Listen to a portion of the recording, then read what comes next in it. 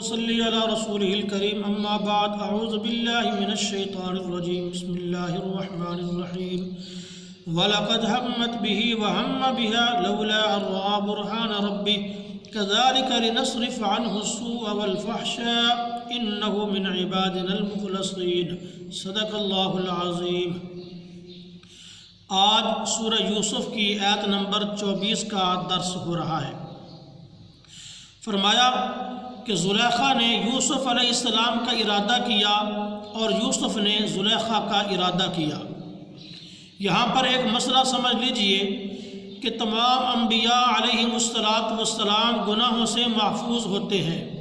کسی نبی سے نہ کوئی صغیرہ گناہ سرزد ہو سکتا ہے اور نہ ہی کبیرہ گناہ سرزد ہو سکتا ہے۔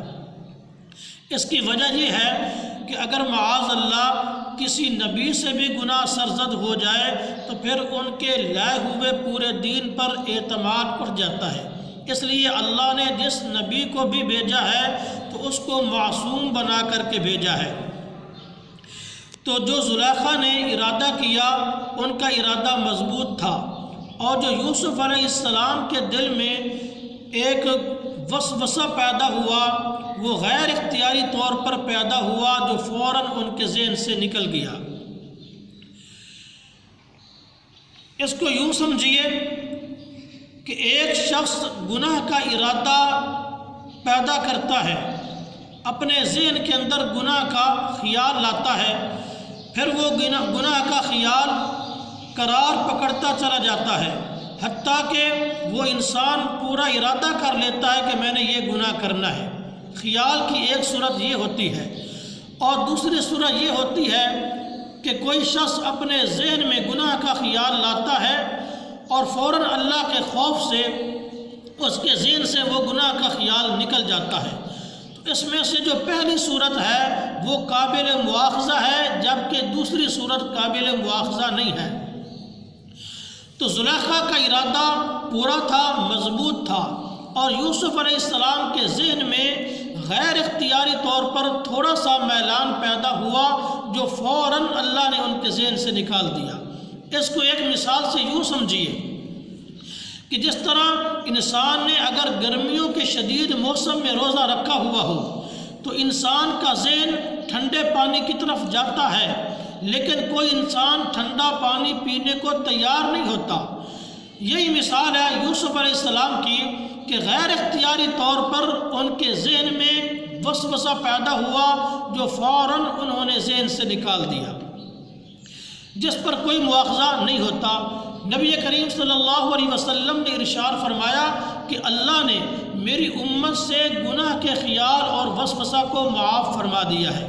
ایک اور حدیث پاک میں آتا ہے، آپ صلی اللہ علیہ وسلم نے ارشاد فرمایا کہ جب کوئی بندہ کسی نیکی کا ارادہ کرتا ہے تو اللہ رب العزت فرشتوں سے فرماتے ہیں کہ اس کے نامہ اعمال میں ایک نیکی لکھ دو، اور جب وہ بندہ اس نیک عمل کو کر لیتا ہے تو پھر اللہ فرشتوں سے فرماتے ہیں کہ ایک نیکی کے بدلے میں 10 نیکیوں کا ثواب اس کے نامہ اعمال میں لکھ دو۔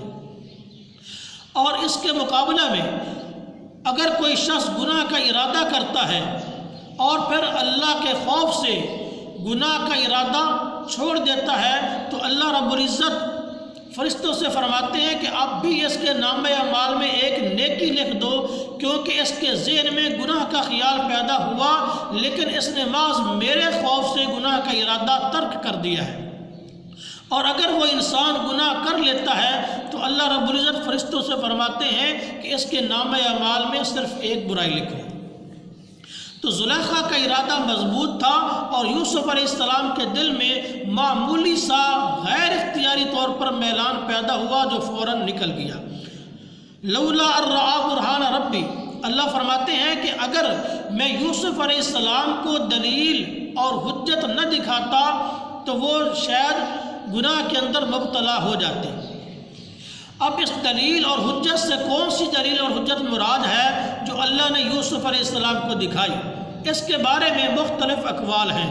پہلا قول یہ ہے کہ حضرت یوسف علیہ السلام کے سامنے اللہ نے حضرت یعقوب علیہ السلام کی صورت اس طرح کر دی کہ کہ حضرت یعقوب علیہ السلام اپنے بیٹے یوسف کے سامنے بیٹھے ہیں اور اپنی شہادت والی انگلی کو دانتوں کے اندر دبایا ہوا ہے۔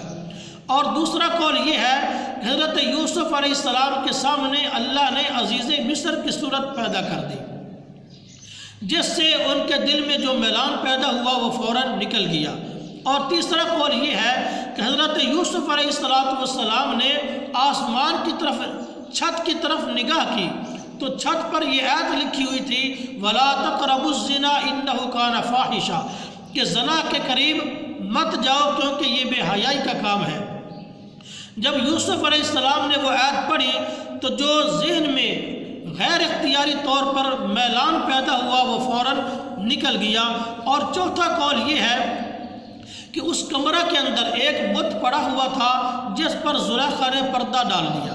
حضرت یوسف علیہ السلام نے وجہ پوچھی کہ تو نے اس بت پر پردہ کیوں ڈالا ہے؟ تو زلیخا نے کہا کہ چونکہ یہ میرا معبود ہے تو میں اپنے معبود کے سامنے گناہ کرنے کی جرت نہیں کر سکتی۔ تو یوسف علیہ السلام نے فرمایا کہ دیکھ زلیخا، یہ تیرا معبود جو پردے کے اندر چھپ جاتا ہے، تو اپنے اس معبود کے سامنے تو گناہ کرنے کی جرت نہیں کرتی، تو میں اپنے اس معبود کے سامنے، اپنے اس رب کے سامنے گناہ کرنے کی کیسے جرت کر سکتا ہوں جو میرا معبود دلوں کے راز بھی جانتا ہے۔ تو یہ دلیل اللہ نے یوسف علیہ السلام کے سامنے کی تو وہ غیر اختیاری طور پر جو میلان سے پیدا ہوا فوراً ان کے ذہن سے نکل گیا۔ تو اللہ رب العزت نے فرمایا کہ ذَلِكَ لِنَصْرِفَ عَنْهُ السُّوءَ وَالْفَحْشَاءَ، کہ اس طرح ہم نے حضرت یوسف علیہ السلام سے برائی اور بے حیائی کے کام کو دور کیا۔ انہو من عبادنا المخلصین، فرمایا یوسف علیہ السلام ہمارے مخلص اور برگزیدہ بندوں میں سے ہیں۔ اللہ رب العزت ہم سب کو اور پوری امت کو اسی طرح گناہوں سے بچنے کی توفیق نصیب فرمائے۔ وما علینا الا البلاغ۔